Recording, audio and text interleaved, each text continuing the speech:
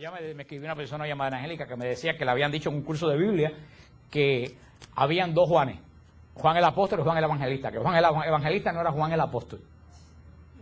Yo le dije, mira, te recomiendo lo que dijo Father Groeschel. Alguien aquí fue a la conferencia que dio el padre Groeschel en la Asociación Universitaria Cubana, nadie fue. Él y fue Marilú, fue Mitre. Father Groeschel dijo, cuando en una iglesia te empiezan a decir herejía, coge el carro. Si no tienes el carro, coge la bicicleta. Si no tienes bicicleta, coge el ómnibus. Y si no tienes ómnibus, sale corriendo de esa iglesia y vete para una donde no se digan herejías. Pero antes de irte, dale un escándalo al párroco y déjeselo saber. No lo dijo yo, lo dijo Father Groeschel. Lo dijo. Lo que pasa es que como lo dijo en inglés sonaba mejor de lo que lo estoy. Pero resulta que ahora no solo no tenemos un lío fumado, ahora resulta que hay dos Juanes aparte de... Entonces yo le dije, mira hermano, mira, vete lo más rápido posible de ese curso y jamás regrese a ese curso, porque si el evangelio de Juan no lo escribió el apóstol, entonces el evangelio dice mentira, porque dice, quien lo vio, da testimonio de ello, hablando de la cruz, y dice bien claro todos los evangelios, que al pie de la cruz, el único hombre que había era Juan, el apóstol. Pero no sé que me digan ahora que el Juan que estaba ahí tampoco era Juan. Y como ustedes ven, estos liberales, porque empezaron como modernistas, pero ahora son liberales. Estos liberales lo único que hacen es cuestionar la fe de la iglesia. Cuestionar la fe de la iglesia, porque como yo le decía una vez a alguien que dijo en Radio Paz que los evangelios no lo escribieron los evangelistas. Y por eso yo escribí el tema ese en Siloé, que se llama ¿Quién escribió los evangelios? Yo le decía a esa persona que yo discutí con él, en buen sentido de la palabra, discutí con él, le dije, pero ven acá, vamos a suponer en el último caso que sea cierto, que los eruditos han demostrado que los evangelios no los escribieron los evangelistas. No es mi opinión, pero vamos a aceptarlo. ¿Qué bien le hace eso a la gente que está viendo Radio Paz? ¿Eso aporta algo a la fe de esa persona? ¿O le quita? Es lo que dice San Pablo en la carta a los romanos. La sabiduría del mundo les ha corrompido la mente de tal forma que lo único que hacen esas cosas es para que la gente diga, ay, como sabe fulanito de tal. Pues resulta, contra eso luchó San Pío X y lo pudo retener por casi un siglo, pero ya a fin del siglo volvieron de nuevo a surgir y ahora con más fuerza todavía. Vamos a retornar lo que estábamos hablando, a ver si algún día puedo terminar yo el credo de Nicea, porque en cualquier momento voy a tener que pedir a ver cuándo me toca a mí dar la clase. La última vez que hablamos de la obra de Cristo. Y ya se acuerdan, hablamos de la justificación, de la expiación, de la propiciación, de la redención. Cristo muere en la cruz y al morir Cristo en la cruz realiza toda la obra esa que explicamos ampliamente. Esto que vamos a hablar ahora en el comienzo de esta clase no está en el credo de Nicea, pero hay mucha duda y sigue la secuencia de la obra de Cristo. Esto que vamos a hablar está en el credo de los apóstoles, no está en el credo de Nicea, que es la parte en el credo de los apóstoles que dicen, descendió a los infiernos. Que ustedes lo vienen diciendo desde hace 500 años y nunca nadie en la vida se ha preguntado qué cosa es lo que quiere decir descendió a los infiernos. Eso no está en el credo de Nicea, eso está en el credo de los apóstoles. No hay que hay dos credos. Yo le expliqué a ustedes al principio, cuando hablamos de la historia del credo, le dije a ustedes que el credo de los apóstoles es un credo muy antiguo, propio de la iglesia de Roma. Se cree que es un credo del siglo I, propio de la iglesia de Roma. Y si es propio de la iglesia de Roma, ¿quiénes ustedes creen que lo escribió? Pedro. Por eso que se llama el credo de los apóstoles. ¿Y por qué se cree que lo escribió Pedro? Porque menciona este hecho que Cristo descendió a los infiernos, que solamente lo menciona Pedro en su primera carta. Así que si nadie menciona eso, solamente lo menciona Pedro, y Pedro lo menciona en su primera carta, y es el único lugar aparte que se menciona en el credo de los apóstoles, no hay mucha duda para pensar que el credo de los apóstoles lo escribió Pedro. Después en el siglo IV es cuando se escribe el credo de Nicea, que es el que estamos estudiando, en Nicea Constantinopla, que es la base de la fe de la iglesia. Pero el credo de los apóstoles se ha mantenido siempre en la iglesia, puede ser un credo de la piedra fundamental de nuestra iglesia, y se utiliza para rezarlo en el rosario, muchas veces antes de comenzar el rosario, la coronilla de la misericordia, o también se usa para que ustedes lo mezclen con el credo de Nicea y formen los enredos que forman en la misa, que empiezan con uno y terminan con otro. Pero por eso no está en el credo de Nicea, pero como estamos siguiendo la secuencia de la obra de Cristo, y vimos que nos quedamos la última vez en la muerte de Cristo y la obra que Jesús realiza con su muerte.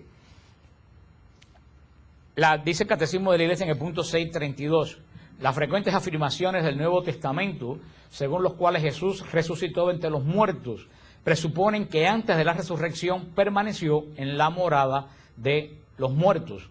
Es el primer sentido que dio la predicación apostólica al descenso de Jesús a los infiernos. Jesús conoció la muerte como todos los hombres y se reunió con ellos en la morada de los muertos.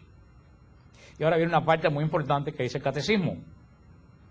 Pero ha descendido como Salvador, proclamando la buena nueva a los espíritus allí detenidos, no como alma cautiva.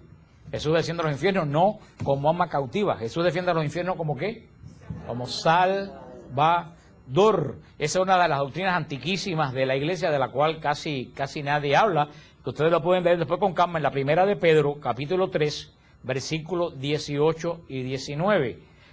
Primera de Pedro, capítulo 3, versículos 18 y 19, cuando dice, descendió a los infiernos. Esta es la obra de Cristo. Cristo viene a la tierra y asume nuestra naturaleza en todo, menos en el pecado. Pero en todo lo demás se hace uno igualito que nosotros. Sin embargo, en la cruz carga todos nuestros pecados y muere con nuestros pecados. Jesús, al tener una muerte verdadera, ¿por qué Jesús tiene que morir? Porque ¿cuál es la paga del pecado? La muerte. Jesús asume nuestro pecado y con nuestro pecado asume nuestra muerte y pasa por el proceso de la muerte tal como nosotros pasamos por el proceso de la muerte. Al pasar por el proceso de la muerte Jesús sigue el mismo camino que seguían todos los hombres desde Adán hasta su muerte en la cruz. ¿A dónde iban los hombres que morían antes de la resurrección de Jesús? Al cielo no podían ir, porque el cielo estaba cerrado por el pecado de Adán y Eva. Había un gran abismo entre Dios y los hombres. Al infierno los justos no podían ir, porque Abraham no tenía absolutamente nada que hacer en el infierno, ni Moisés tenía que hacer nada en el infierno. No sabemos a qué lugar iban, y nadie puede ponerse a especular a qué lugar iban. Dice, pero sí, la Escritura habla que iban al lugar de los muertos. Nosotros calculamos, sabemos que sí había infierno. ¿Por qué sí sabemos que había infierno? Porque en la parábola del rico Pulón, que es antes de la resurrección, ¿dónde está el Pulón? En el infierno. Pero sin embargo, el Pulón estaba en el infierno, Lázaro no estaba en el infierno porque Lázaro fue un hombre justo, pero sin embargo Lázaro no estaba en el cielo. ¿Cómo le llama la parábola del rico Pulón y de Lázaro? ¿Cómo le llama al lugar donde estaban los justos? Le llama el seno de Abraham. O sea, el seno donde Abraham recogía a todos los que habían guardado el pacto que Abraham estableció con Dios. Era un lugar donde no había sufrimiento, pero tampoco había el gozo de la visión de la gloria de Dios. Pero sin embargo podemos deducir, por la parábola de Lázaro y el rico Pulón, podemos deducir que había cierta comunicación entre los dos mundos. Porque el Pulón que está en el infierno, ¿habla con quién? Con Abraham. Con Abraham. ¿Y qué le dice? Manda a Lázaro. O sea, ustedes ven que había cierta interacción entre ambos lugares. Y esa parábola es tremenda, y es lo que decía usted el otro día, que una persona condenada no se condena porque ya se arrepintió en el momento de juicio. La persona condenada sigue siendo peor todavía después que se condenan. Y fíjate que el Pulón era malo en vida y siguió siendo malo después de muerto. Porque fíjate que es lo que, y eso no viene al caso, pero eso es interesante. El Pulón después de muerto quería seguir mandando a Lázaro como cuando estaba vivo, que era un pobre, y decía, que le dice, manda a Lázaro, porque ¿quién es él para decir que nadie mande? ¿Tú sabes qué? Que él siguió tan malo, fue malo en la vida, fue malo en el juicio, y fue malo no cambió, y siguió diciendo que cogieran al pobre Lázaro para ser mandado como si fuera un ser todavía. No se daba cuenta que Lázaro estaba a millas de distancia en cuanto a gloria de Dios, si se puede llamar así, de él. Pero los hombres que morían antes, todos los hombres justos. ¿Quiénes eran los hombres justos antes de Cristo? Los que guardaban, ¿qué cosa? El pacto, los que guardaban la ley. Todos los hombres que en el Antiguo Testamento guardaban la ley, esos no podían ser condenados. Iban a aquel lugar, al lugar de los muertos. ¿Cómo se dice? Acuérdense que el Nuevo Testamento casi todo está escrito en griego. ¿Cómo se dice el lugar de los muertos? En griego se dice Seol. En griego se dice Hades. En Hades es lo que usa las tragedias griegas, pero y en hebreo se dice Sheol.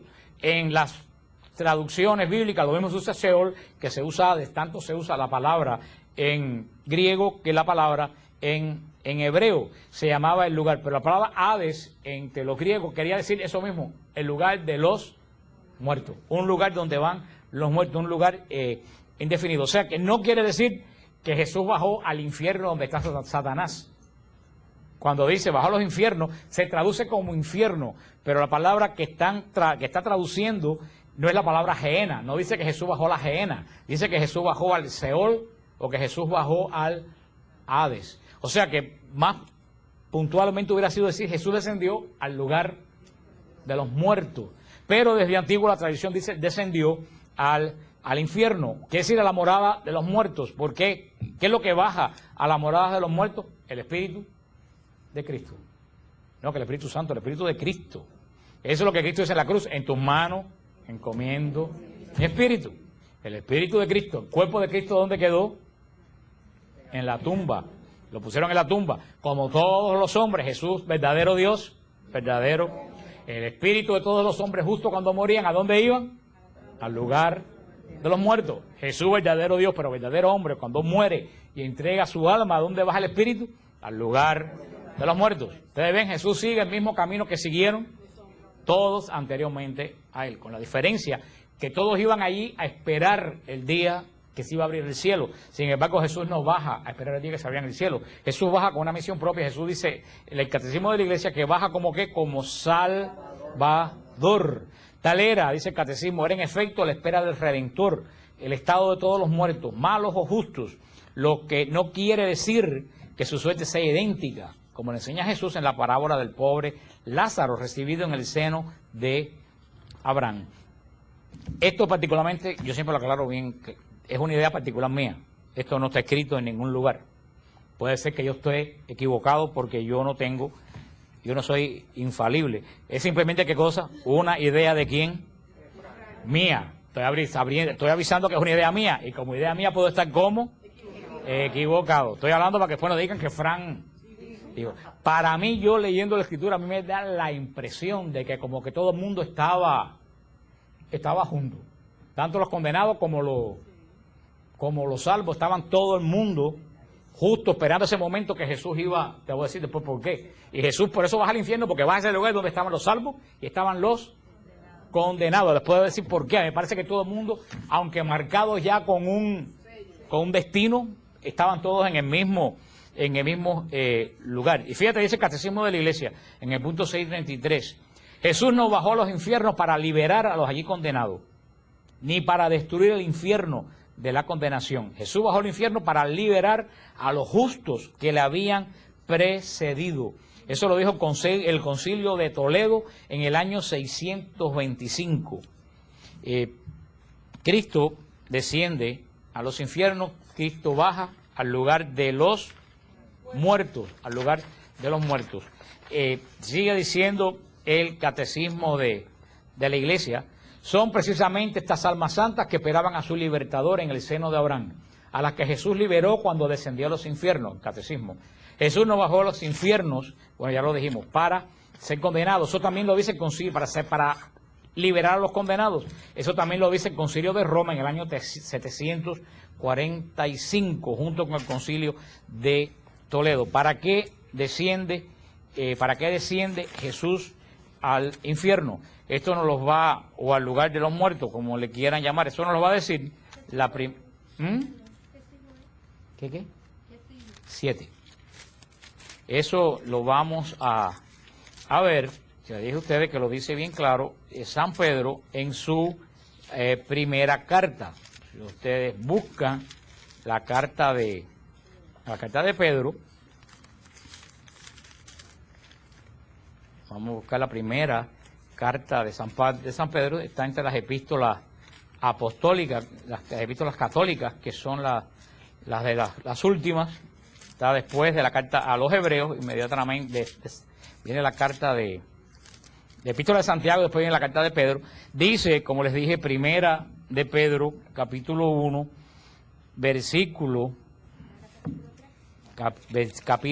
primera de San Pedro, capítulo 3, cuando dice, a ver, porque me cambié de Biblia a la vez que uno cambia de de Biblia, pues también Cristo, para llevarnos a Dios, murió una sola vez por los pecados, el justo por los injustos, muerto en la carne, vivificado en el Espíritu.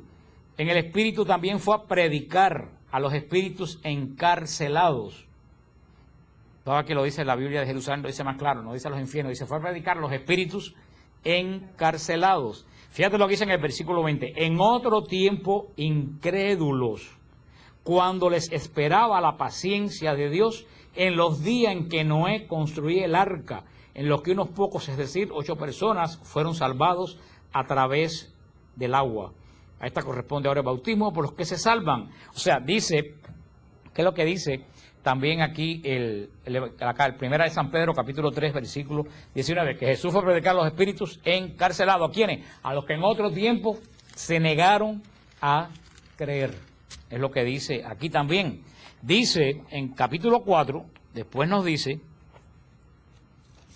a qué fue Cristo al infierno. Se lo voy a buscar aquí porque, como le dije, cambié mi Biblia. Y al cambiar la Biblia no tengo las marcas. Traje la otra Biblia. Déjame si me dan un minutito nada más, pues se lo iba a leer del papel, pero preferí buscárselo aquí. Cristo padeció en la carne para edificaros. En fin, todas las cosas cerca del capítulo. Hasta el propósito. Dice, me dan un minuto nada más. En el capítulo 4, versículo 6, dice, por eso hasta los muertos se le ha anunciado la buena nueva, para que condenados en la carne según los hombres, vivan en el Espíritu según Dios. Aquí me presta un marcador de esos amarillos, para marcarlo antes que se me vuelva a perder. Aquí hay uno, y antes que se me vuelva a perder de nuevo el versículo. A ver.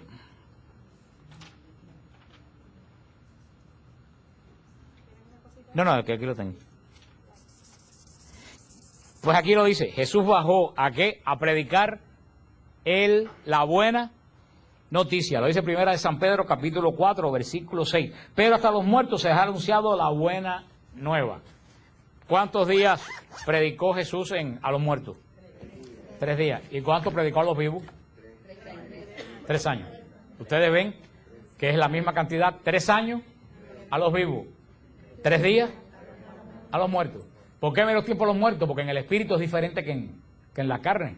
En el espíritu se entienden las cosas de diferentes formas. ¿Por qué? Porque sería totalmente absurdo que los hombres vivos recibieran la buena noticia y que los que ya habían muerto, tanto los condenados como los salvos, sobre todo los salvos, cuando iban a resucitar al cielo, iban a llegar al cielo sin saber qué cosa.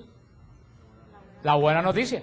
Dime tú, Abraham nunca había oído la buena noticia, Moisés no había oído la buena noticia, Joaquín y Ana no habían oído la buena noticia. O sea que hubiera habido una resurrección de gente que no sabían absolutamente nada de lo que estaba sucediendo. Por eso Jesús predica el Evangelio a los israelitas que estaban vivos en 3 años. Predica la buena noticia a todos aquellos miembros del pacto que habían muerto durante 3 días. Ustedes entienden qué fue a hacer Jesús al lugar de los muertos. O sea, no es que los 3 días que Jesús estuvo en la tumba estuvo como que dormido, como los protestantes. Yo eso lo uso mucho para los adventistas y los testigos de Jehová. Y algunos protestantones que ahora dicen que las personas se duermen. ¿No le han dicho eso? Que cuando uno se muere se duerme. Digo, ven acá, entonces ¿a quién le predicó Jesús? A una pila de gente que estaban dormidos. Vaya forma de perder el tiempo, bajar de los muertos, hablarle a gente que están roncando. O sea que, es que eso no es ni que... ¿Tú sabes lo que es eso?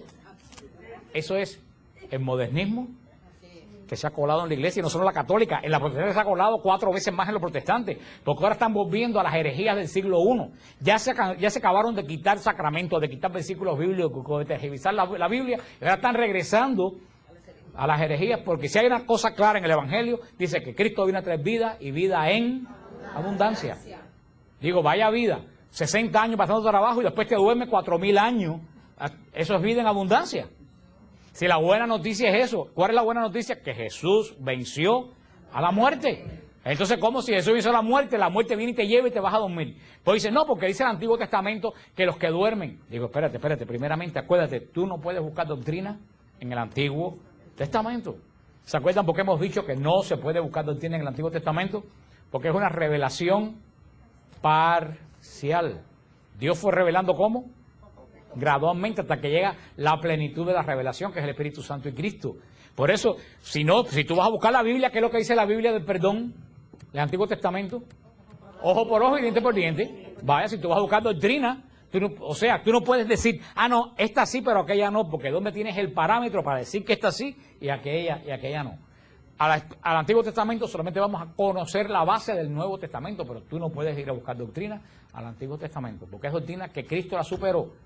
Y Cristo, ¿cuál es la gran noticia que trajo Cristo? La muerte no tiene poder contra ustedes. Yo he vencido a la muerte. Pero toda gente de todas esas sectas ahora han vuelto, muchísimos protestantes, con la teoría que fue Ellen White, la primera que lo sacó, de que la gente cuando se muere, se duerme. Algo que es totalmente antievangélico y anticristo. Y ahí, ¿qué versículo yo uso? Esto, lo dice bien claro, Primera de Pedro, capítulo 3 y capítulo 4. Cristo descendió a predicar a los muertos. ¿Y cómo estaban? Despiertos. ¿Estaban despiertos? Lázaro y Epulón, en el Evangelio de Lázaro y Epulón. ¿Cómo estaban Lázaro y Epulón? Muertos. ¿Pero cómo estaban? Despiertos. Como dijo el hermano, vivo, porque la muerte no tiene poder contra nosotros. Los que para nosotros están muertos, están más vivos que nosotros. Y todos ustedes que están aquí, y yo incluido, que estamos vivos, lo más probable es que estemos muertos. ¿Estamos muertos en qué? En el pecado, en la rabia, en el odio, en los rencores. Estamos muertos. Sin embargo, uno que ya murió está perfectamente vivo. Lo dice San Lucas 16:32, porque para Dios no hay muertos, todos viven. Entonces eso es bien claro. Por eso que ellos dicen que la Virgen y los santos no pueden interceder porque dice que están dormidos. Si ustedes van al Apocalipsis, cuando vimos el Apocalipsis, las almas de los mártires estaban clamando debajo del altar, no estaban dormidas, o sea que es totalmente absurdo. Y esto es uno de los capítulos que yo uso, con Jesús descendió a los infiernos para decir, mira, no, porque Jesús bajó a predicar a los espíritus encarcelados, nada más y nada menos, dice San Pedro, que murieron en la época de Noé, hacía 1000 y pico o 2000 años.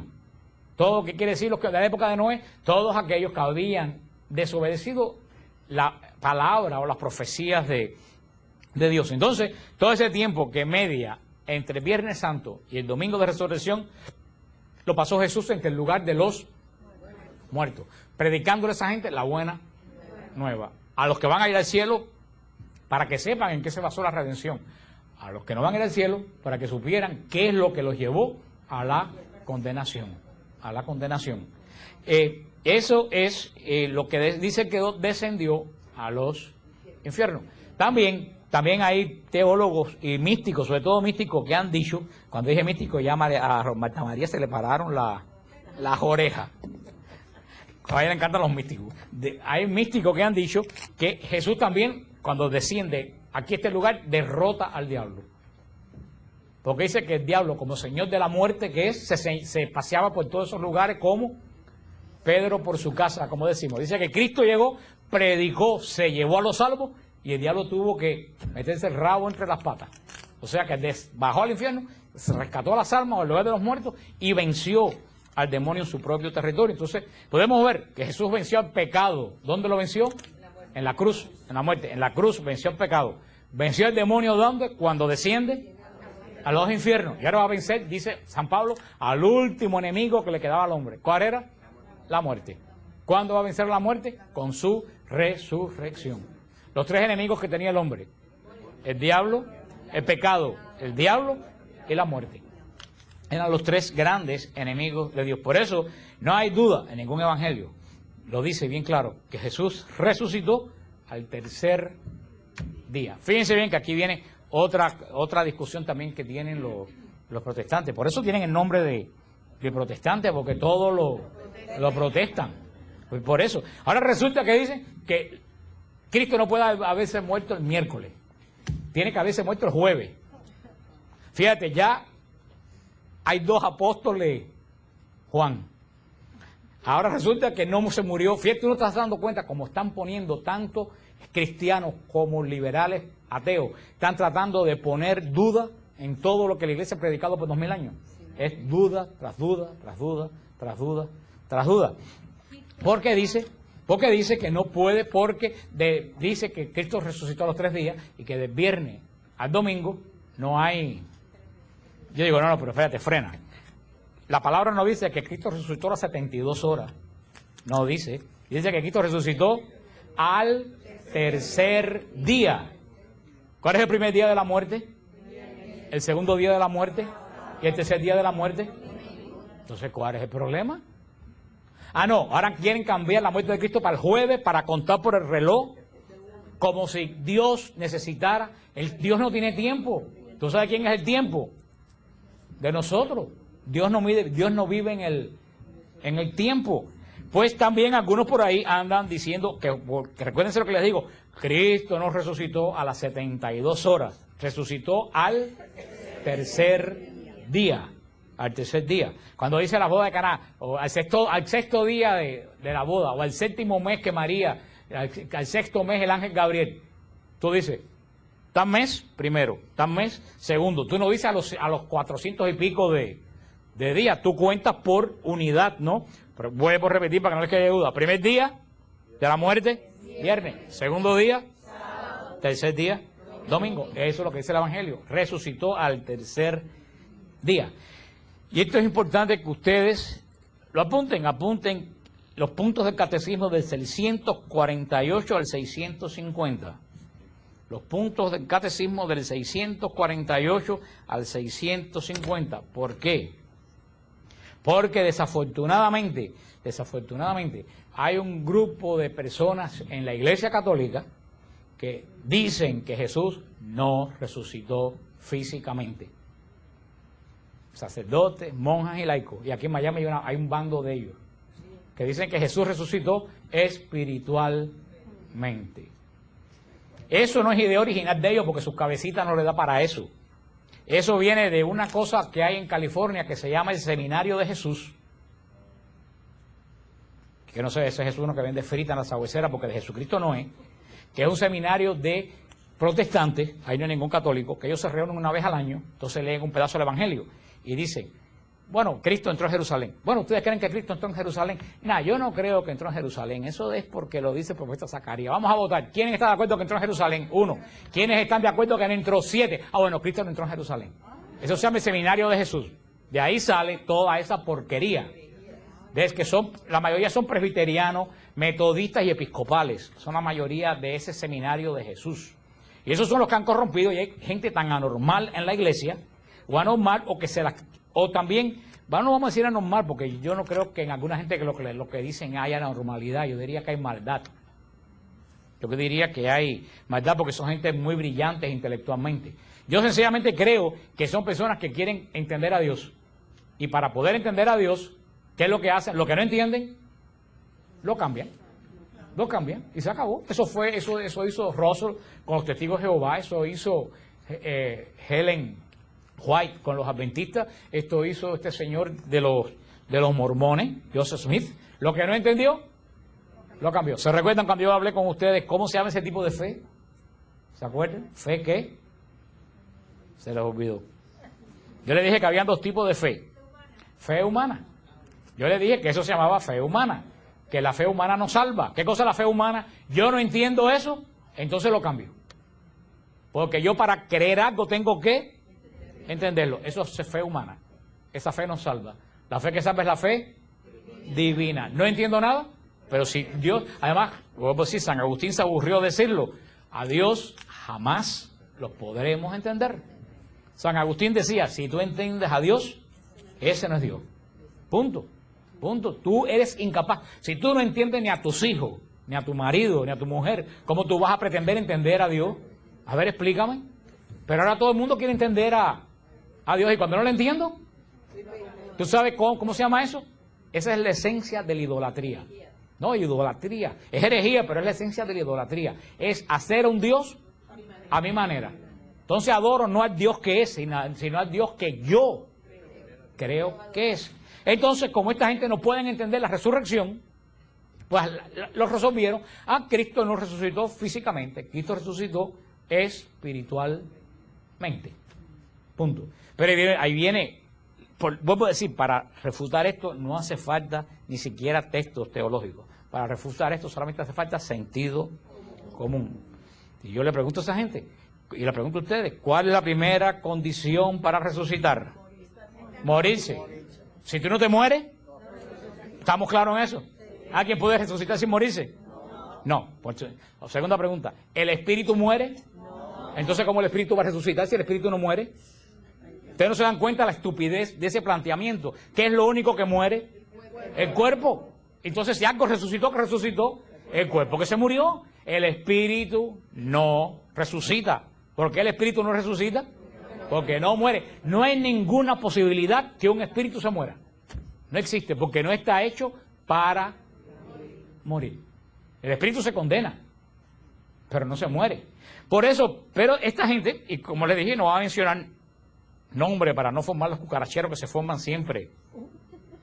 Que la gente se insulta y se bate chillando goma. Por eso también, muchos de nosotros hacemos ídolos de la gente. Ay, si lo dijo fulanito de tal. Eso no se puede. No, si fulano es buena gente. Y yo no estoy diciendo que sea mala gente. Yo estoy diciendo que en teología está perdido como un burro. Sencillamente. Y hay un sacerdote aquí en Miami que fue a la cubanísima y yo tengo el tape. Yo tengo el tape en mi casa. Yo no lo inventé. Yo tengo el tape que lo puedo poner un día que se me vire el moño, lo pongo. Porque eso fue algo público. Eso no fue escondido. Eso fue en el programa de Ángel Martín, que en paz descanse. Que era católico. Angelito era católico, apostólico y romano. Y él llevó a este sacerdote en la cubanísima. Nada más y nada menos. ¿Quién oye la cubanísima aquí? Bueno, como Javier es el único que la oye, porque todos ustedes oyen estaciones en inglés. Sí, todos ustedes dan estaciones en inglés y ven canal en inglés. Sí, porque resulta que nadie oye la radio latina. Pero cada vez que pasa algo, ¿tú viste lo que dijeron en esta radio? Y tú, no, que estaba pasando pero tú te pasas la vida entera pasando el dial. Pues este sacerdote, ya como puedo decir, en la cubanísima, con la cabecita chiquitica de la gente que oye la cubanísima, como yo lo puedo decir porque ninguno de ustedes la oye, no se la aplica a ninguno de ustedes tiene cabeza chiquitica, porque ustedes oyen otras estaciones más profundas. ¿Cómo? ¿Tú te imaginas que cuando eso no existía Radio Paz, eso fue en el 90 y pico, este sacerdote ha dicho en ese programa de Ángel Martín, y Negaglioni es testigo, porque Negaglioni, el pelo que le falta aquí a Negaglioni se le cayó aquel día, que es el cuñado de... Y tú lo tienes grabado también. Ese sacerdote le dijo, Cristo resucitó espiritualmente. Entonces Angelito Martín le dijo, padre, ¿pero qué pasó con el cuerpo de Cristo? Y él dijo, se pudrió como todos los cuerpos. Como ustedes lo oyen. Y esa persona sigue predicando en la arquidiócesis de Miami, y hace poco lo volvió a decir más tapado porque sabe el escándalo que se formó, y mucha gente, inclusive este ministerio, llamaron a Radio Paz y la respuesta fue, no, pero es que es una gran persona. A mí no me importa, a mí me cae muy bien como ser humano, pero no me importa que sea una gran persona, pero lo que está diciendo atenta contra el corazón. Y no solo es él es uno aquí en Miami, él tiene una escuela formada alrededor de eso, pero Latinoamérica está lleno de ese tipo de teólogos. El Papa acaba de mandar a callar al padre Sobrino, un sacerdote jesuita de El Salvador, porque lo que decía ese señor era que Cristo no sabía que era Dios, que Cristo no sabía que iba a morir en la cruz, que Cristo... Nada. Esas son contra lo cual luchó Pío X, y que se desataron después del concilio, que se acabó el orden en la iglesia. Pues eso es lo que esta gente... Lo triste del caso que digo, yo no puedo creer que yo tenga que defender la resurrección de Cristo dentro de la iglesia. Y para que nadie se sorprenda, porque cosas peores vamos a ver. San Pablo dice en Tesalonicenses, y todos los místicos dicen en sus revelaciones, pero en Tesalonicenses San Pablo dice bien claro, que es donde yo me baso, en los Tesalonicenses, que antes del final de los tiempos va a ocurrir primero la gran apostasía, después la aparición del hombre de pecado y el anticristo. Pero dice San Pablo que todo va a comenzar con la gran apostasía. ¿Qué cosa es la gran apostasía? Apostasía es el abandono de la verdadera fe. Ahora yo le pregunto a ustedes, ¿cuál es la verdadera fe? ¿Quién custodia la verdadera fe? La Iglesia Católica. Luego entonces se va a ver una gran apostasía. ¿Dónde va a surgir? Aquí. ¿Tú crees que va a surgir los mormones? No, esos son apóstatas ya hace rato. Por eso no se asombren. Lo que estamos viendo está escrito. Y vamos a ver cosas peores. Que esos signos pasen en esta iglesia me da más ánimo, más a mí para saber que esta es la iglesia de Cristo. Contrariamente, acuérdense que yo le dije que nuestra mentalidad es una mentalidad totalmente diferente a la mentalidad del mundo. Tú no puedes pensar en Dios como piensas en el mundo. Tú no puedes pensar las cosas de Dios como tú piensas los problemas de tu trabajo, que es lo que a mucha gente les pasa. Por eso, en la iglesia, cuando las cosas se están poniendo malas, es cuando la cosa está buena. Yo tenía una directora de teatro en la iglesia de nosotros en Mariel, allá la gente por lo mío, ¿se acuerdan de Esperanza Chinchilla? No me digan que no se acuerdan, que ustedes son de esa época, porque resulta que ahora el más viejo pueblo soy yo. Esperanza Chinchilla, que era una mujer ilustre, una gran mujer, y yo quiero decirle, la primera persona carismática que yo conocí, 20 años antes de la renovación carismática, cuando yo era niño. Todo el mundo pensaba que Esperanza estaba loca, y yo me di cuenta después del tiempo que Esperanza no estaba loca, que Esperanza tenía los dones del Espíritu Santo.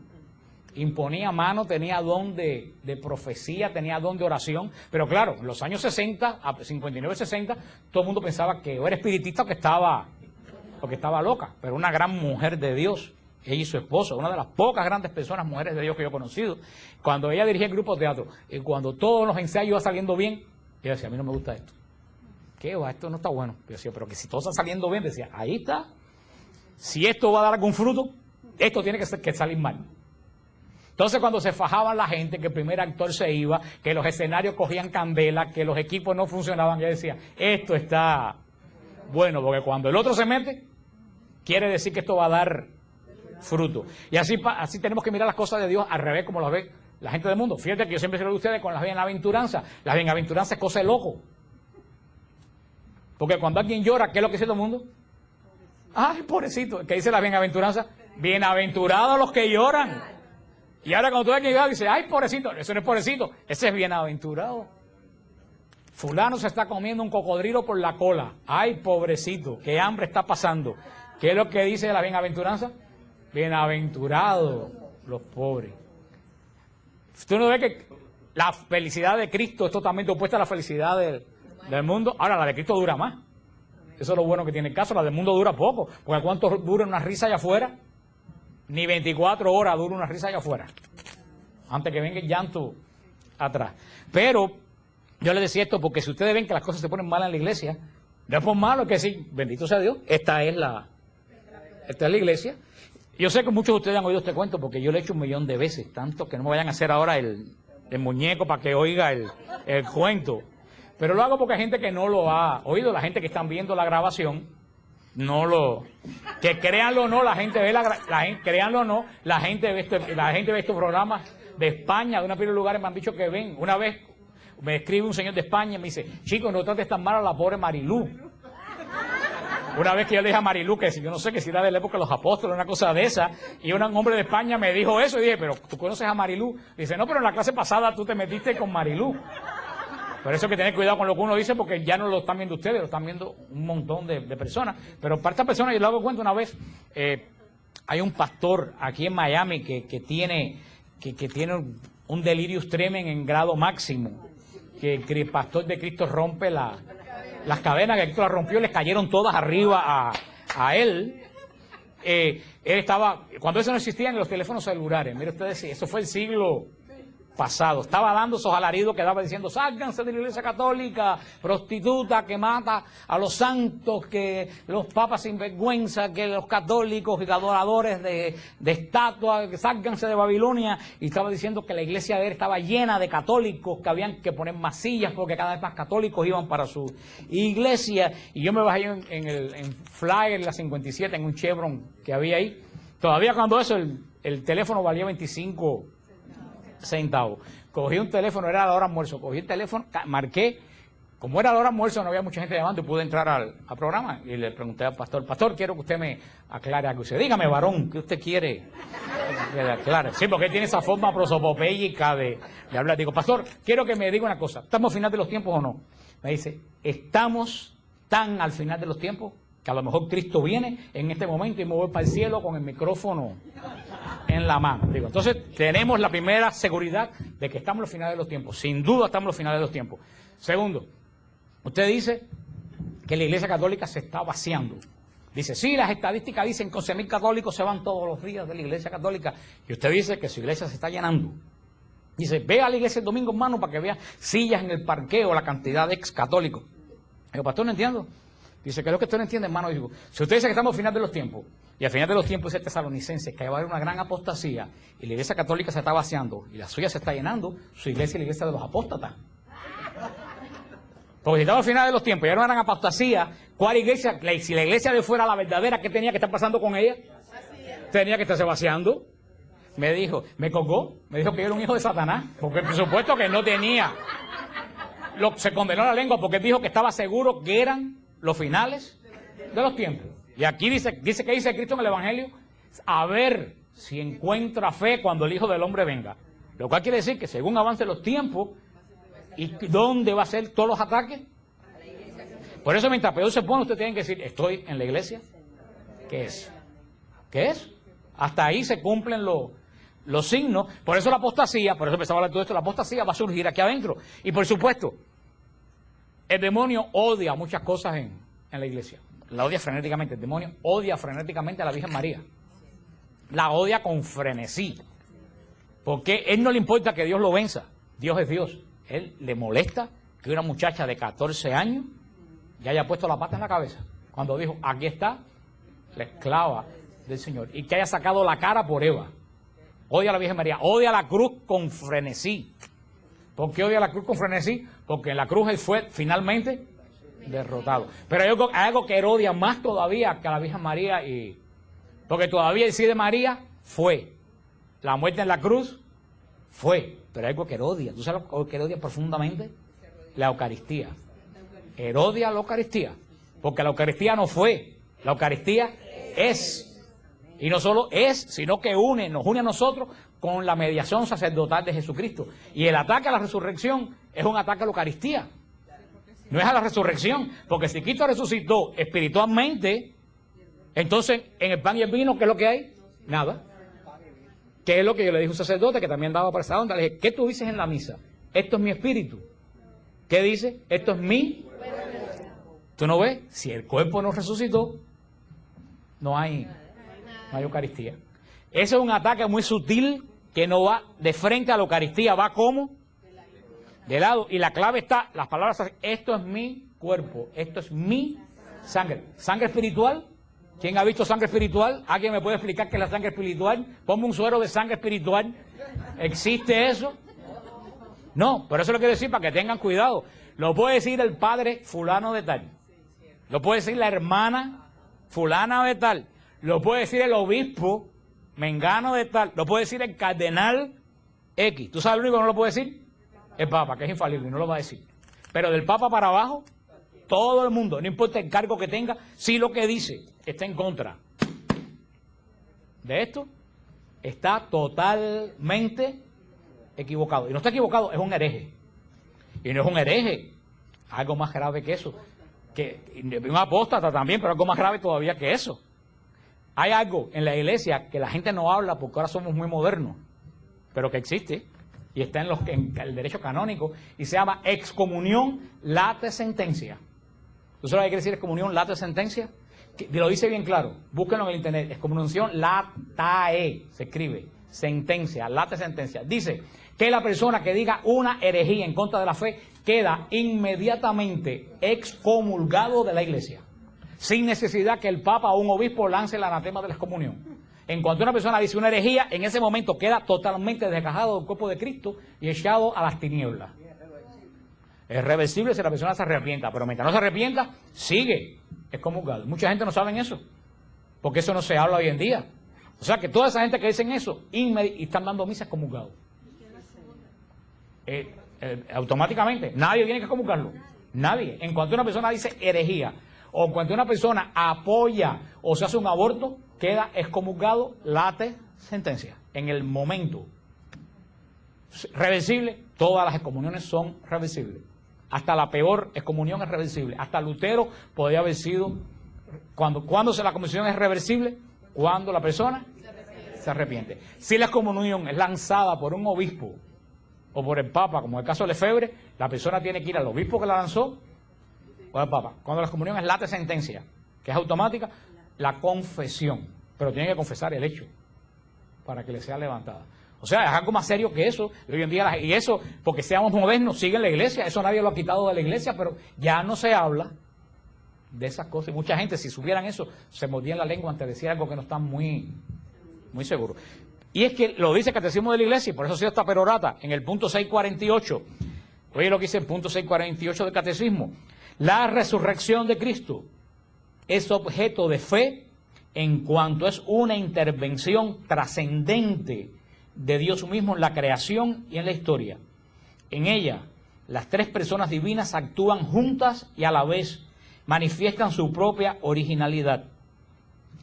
Dice el Catecismo, la resurrección se realiza por el poder del Padre, que ha resucitado a Cristo, su Hijo, y de ese modo ha introducido de manera perfecta su humanidad con su cuerpo en la Trinidad.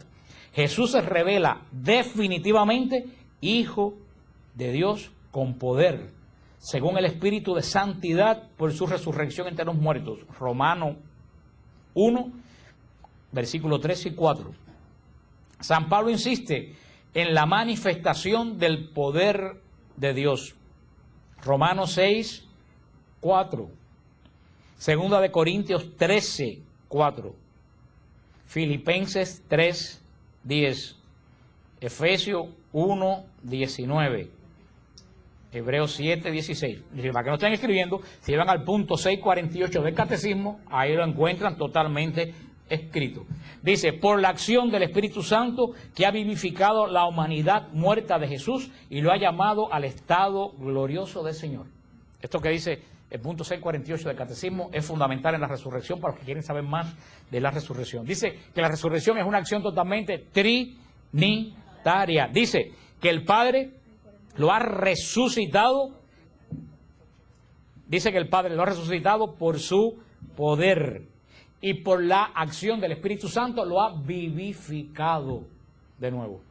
O sea que es una acción donde el Padre lo levanta por su poder, el Espíritu Santo lo vivifica y es la acción de Cristo de resucitar. Y dice el Catecismo algo aquí muy interesante. Dice, de este modo ha introducido de manera perfecta su humanidad en la Trinidad. Oye, esto qué interesante. Dice que si Cristo resucita espiritualmente, Cristo vuelve a como estaba antes de la encarnación. ¿Qué es lo que hubiera entrado a la Trinidad? Un espíritu.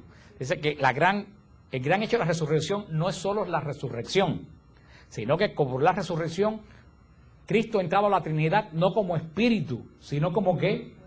Como humano, como tú y como yo. Ese es el gran misterio de la resurrección. Que por primera vez un hombre entra ¿a dónde?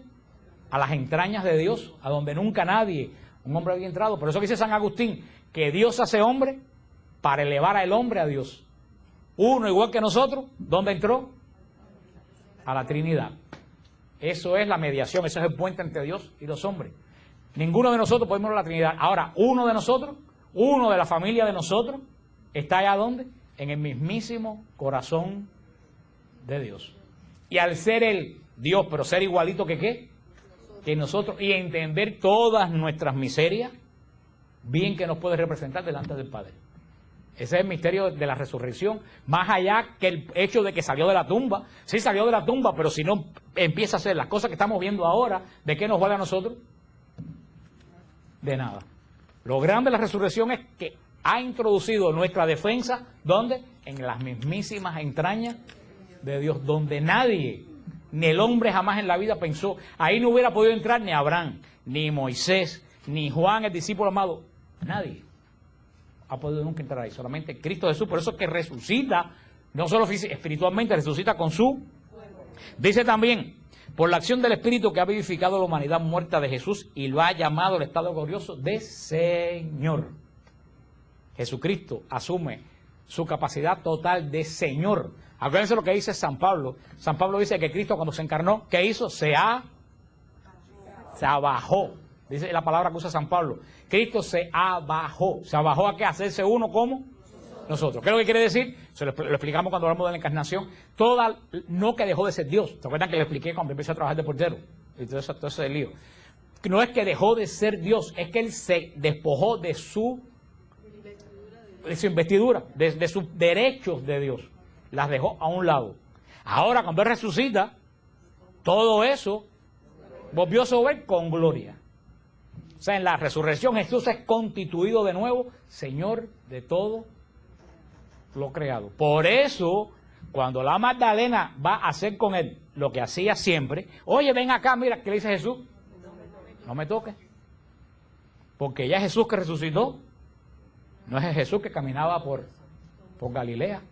El que caminaba por Galilea se había despojado de toda su divinidad, de su condición, no solo de su condición, de sus atributos divinos. En ese momento Jesús resucitado volvió a asumir, ya Jesús resucita como plena segunda persona, con todos los atributos, no de sus características que nunca las perdió, sino de sus prerrogativas. Por eso ya cuando la Magdalena viene a tocarlo como siempre, mira, como hombre, ¿qué le dice? No me toque. Y eso yo creo que es una llamada de atención a todos nosotros que tratamos a la Eucaristía y tratamos a Jesús con una falta de respeto espectacular. Porque eso es ser moderno. No, Jesús es mi socio. Jesús no es tu socio, Jesús es tu Señor. Jesús te vuelve a decir a ti, no me toques.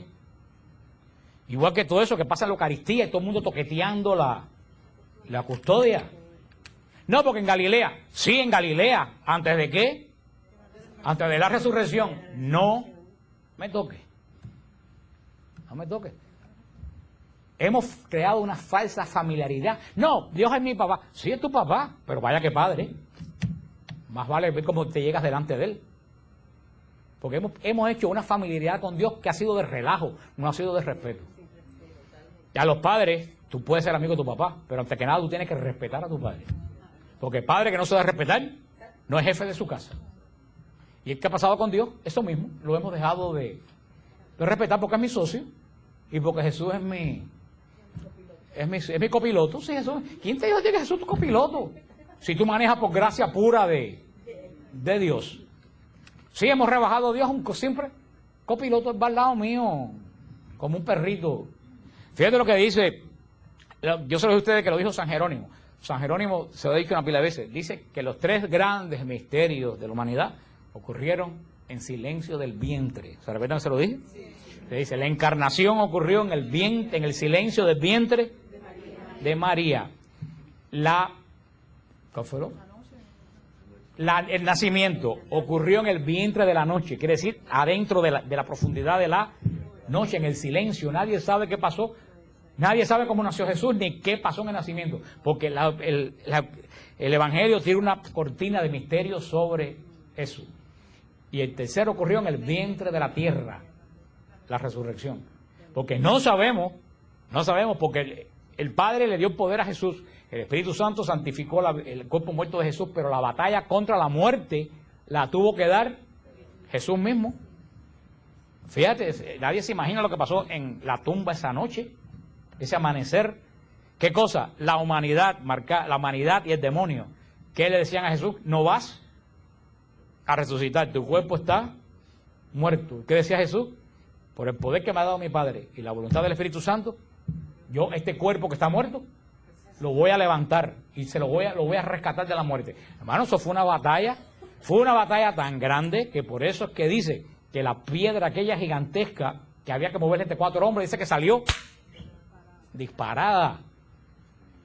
Lo que yo me imagino, y es una idea mía personal, que esa transformación del cuerpo de Jesús físico a cuerpo glorioso tiene que haber liberado una cantidad de energía física tremenda. Si un átomo se parte en 2 y hace una bomba, esa transformación, que no sabemos cómo fue, por eso es que dice que la tierra tembló y la piedra salió disparada, porque lo que pasó allá adentro fue una batalla tan gigantesca que nosotros no tenemos ni idea de qué pudo haber pasado ahí, que la gente no se imagina, ¿no? Que Jesús se levantó y salió caminando. Fíjate que en Manto de Turín, que le llaman el 5.º evangelio, lo último que han descubierto en el Manto de Turín, que cuando pasó lo que pasó, esa persona que estaba ahí estaba flotando, no estaba acostada sobre la piedra. Dice que no estaba de pie porque si estuviera de pie, los pies estuvieran así, No, claro, porque tuvieron los pies acostados como si estuviera de pie, los pies como hubieran estado así.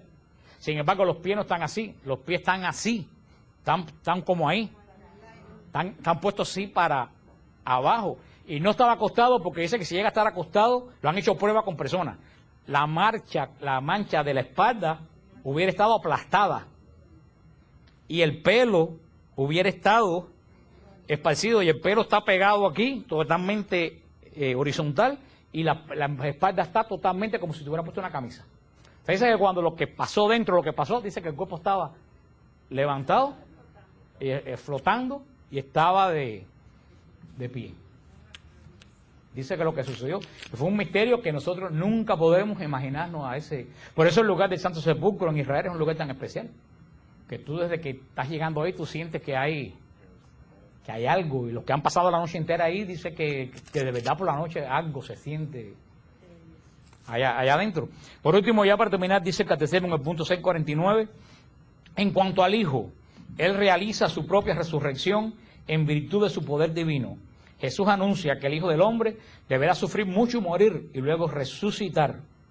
Por otra parte, era firme explícitamente: doy mi vida para recobrarla de nuevo. Ahí está. Nosotros nos matamos a Jesús. Nadie mató a Jesús. Jesús lo dice: mi vida ustedes no me la quitan, yo la doy. Cuidado. Jesús, cuando vio que todo lo que tenía que hacer estaba hecho, no se murió porque le dio un infarto. Él mismo que hizo, entregó su vida. Dijo: ya, se acabó lo que hice, ahora yo voluntaria, y ahora yo por mi poder entrego la vida. Y tal como la entregó, la retoma de bueno. Ese salir del lugar de los muertos y darle vida al cuerpo. Es cuando Jesús vence el último enemigo del hombre, la muerte. Primera vez en la historia desde Adán que alguien le roba al diablo la muerte. Le dice: la muerte no tiene poder sobre mí, ningún poder. Y esa es la resurrección física de Jesús es una de las datos de que Jesús es Dios. Porque ¿cuántos murieron antes que Jesús en la cruz? Montones. Los que entonces murieron en la cruz no es signo de Dios. Ahora, ¿cuántos resucitaron de los que murieron en la cruz? Ninguno. El poder de que Jesús, la seguridad de que Jesús es Dios, es que pudo, como dicen los testigos de Jehová, que Jesús es San Miguel Arcángel. Pues entonces que hubiera muerto en la cruz un ángel. Es que eso no tiene ¿qué salvación le puede dar al hombre la muerte de un ángel? Es que eso no tiene ningún sentido. Por eso que el diablo odia tanto la resurrección, porque en la resurrección Jesús, también otro punto muy grande que le dice la palabra: no dejará a su santo conocer la corrupción de la muerte. Dice un salmo: no dejará a su santo conocer la corrupción de la muerte. O sea que en Jesús jamás comenzó el proceso de corrupción, porque Dios no se puede corromper. Por eso que en Israel todo lo que se corrompe era signo de pecado. ¿Qué tenían que hacer antes de la Pascua? Y lo hacen todavía: buscar la levadura. Lo siguen haciendo de las casas y botarlo. ¿Por qué? Porque la levadura se corrompe, se fermenta. ¿Por qué no podían tocar un muerto? Y hay que enterrar el muerto. Hasta el día de hoy en Israel, el muerto se entierra inmediatamente que muere. No hay velorio hasta el día de hoy. No hay velorio ni nada. Yo he visto entierros en Israel a las 11 de la noche, con linternas y eso en el cementerio. Porque en cuanto la persona muere, que lo declaran muerto, hay que enterrarlo, porque ellos no pueden acercarse a la corrupción. Porque ellos dicen: la corrupción es todo aquello que es lo opuesto a Dios, que es incorruptible. Por eso que Cristo no pudo haber jamás conocido, y tuvo que haber resucitado antes de conocer la corrupción, porque entonces no hubiera sido Dios si Cristo se hubiera corrompido. Dice: los padres contemplan la resurrección, los padres de la iglesia, a partir de la persona divina de Cristo, que permaneció unida a su alma y a su cuerpo, separado entre sí por la muerte. Por la unidad de la naturaleza divina que permanece presente en cada una de las dos partes del hombre, éstas se unen de nuevo. Así la muerte produce por la separación del compuesto humano y la resurrección por la unión de las dos partes separadas. San Gregorio de Niza dijo esto, y eso es lo mismo que hemos dicho. ¿Por qué se produce la muerte? Por la separación del espíritu del cuerpo. ¿Por qué se produce la resurrección? Por la unión del espíritu y del cuerpo. La semana que viene vamos a ver el sentido salvífico, porque así como la cruz tiene un alcance salvífico, la resurrección tiene también un alcance salvífico. ¿Por qué el demonio odia tanto la resurrección? Por todo esto que nosotros hemos oído hoy. Él no quiere dar su brazo a torcer y decir que alguien le quitó a él un cuerpo que estaba en su poder bajo la autoridad. Porque tenemos que tener bien claro esto. Así como Dios es el Señor de la vida, el demonio es el Señor de la muerte. Él no podía pensar que nunca en la vida nadie se le había escapado de su poder de la muerte. Y una persona se le escapó. Y esa persona se le escapó porque, y es la prueba contundente, si Jesús no resucita, Jesús no es Dios. Si Jesús no resucita, hubiera sido una muerte como la de Abraham, como la de Moisés, como la de los profetas. La resurrección de Jesús, lo importante es que con su resurrección prueba que eres verdadero Dios, que tiene poder sobre la muerte. Ese es el último enemigo que quedaba por vencer. Por eso es que el demonio odia, cómo no va a odiar la resurrección, y por eso es que la Biblia. Vamos a ver después, nada más, se me había olvidado, nada más que dejar este versículo, porque terminamos hoy con esta parte, terminamos con esta, aquí está en San Lucas 24, versículo 36 en adelante. San Lucas 24, versículo 36, dice: estaban hablando de estas cosas cuando él se presentó en medio de ellos y le dijo: la paz con ustedes. Sobresaltados y asustados porque creían ver un espíritu. Porque creían ver ¿qué cosa? Pero él les dijo: ¿por qué tienen miedo? ¿Por qué tienen dudas en su corazón? Miren mis manos y mis pies, soy yo mismo. Pálpenme y vean, porque un espíritu no tiene carne y hueso como lo tengo yo. Vaya, que me lo cambien, pero es que Jesús lo está diciendo. Y siguen esa rama de la Iglesia Católica, de laicos y de curas y de monjas, diciendo que Cristo resucitó espiritualmente. ¿Están contradiciendo a quién? Al mismo Cristo. ¿Qué le pasó a los discípulos? Lógico, cuando lo vieron, ¿qué pensaba que era? Un espíritu. Y le dice: tóquenme, para que vean que un espíritu no tiene carne y hueso. Hay otro versículo que está buscando y no lo encontré, que cuando Jesús prepara la comida, dice: voy a comer pescado, porque piensan, cuando están remando en Galilea, que se fueron a pescar otra vez, ven a Jesús y piensan que es un espíritu. Y Jesús le dice: denme comida para que vean que yo no soy un espíritu.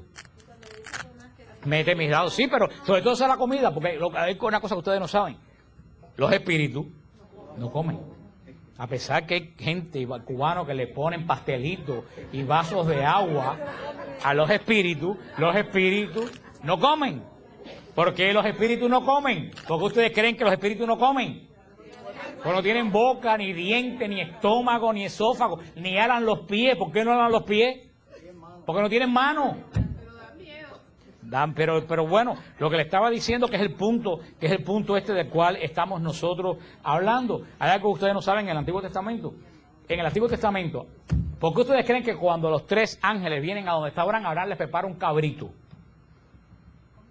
Les hace un cabrito a Abraham. No se lo prepara porque Abraham era buena gente, porque Abraham quería ver si estas personas se comían el cabrito. Si se comían el cabrito, era señal de que no eran ángeles, que eran hombres. Y los 3 ángeles no se comen el cabrito, lo hacen como ofrenda. Y si van al libro de Tobías, van a ver que Rafael le dice a Tobías: yo me hice el que comía, pero no comí. Los hebreos, la prueba que tenían los hebreos para ver si era un espíritu que me estaba hablando, era darle de comer. Y por eso lo primero que dice Jesús a los discípulos: denme de comer, porque ustedes saben bien que los espíritus no comen. O sea que con todo eso, también la semana que viene vamos a seguir hablando de el sentido salvífico de la resurrección. Hoy hablamos del hecho de que, el hecho de la San Pablo tiene las palabras lapidarias, y ojalá que ustedes se acuerden siempre de esas palabras. Lo dice San Pablo: lapidarias como piedras. Si Cristo no resucitó, vana es nuestra fe. Vuelvo a decir: si Cristo no resucitó, vana. Toda la fe cristiana, no solo de la iglesia, de todas las iglesias del mundo, toda la fe cristiana se basa sobre la resurrección de Jesucristo. Si tú quitas la resurrección de Jesucristo, toda la fe cristiana se desmorona. Por eso es que el demonio tiene tanto empeño en estos últimos tiempos, en el Discovery, en el History Channel, que se encontraron los huesos de Jesús, que se encontraron. para probar que Jesús no resucitó.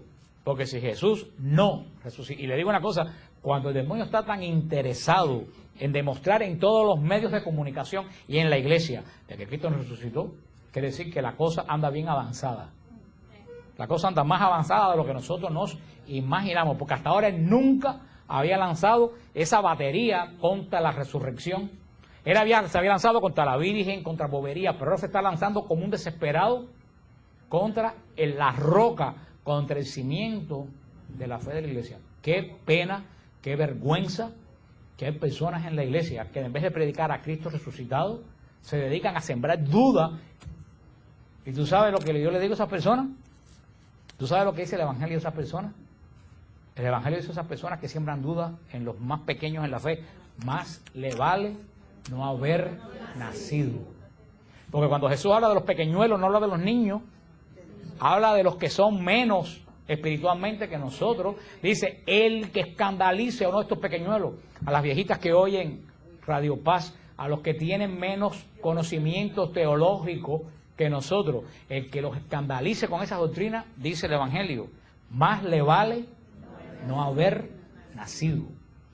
Y todavía si esa persona tiene la orden de predicar la palabra de Dios y se dedica a sembrar dudas, hermano, que se amarre una piedra de molino en el cuello y se lance a lo profundo del mar, porque el día de juicio yo no quiero estar en los zapatos de esa persona. Como decía San Pablo, que nosotros tenemos que gritar como San Pablo, que San Pablo gritaba, yo predico a Cristo y Cristo resucitado.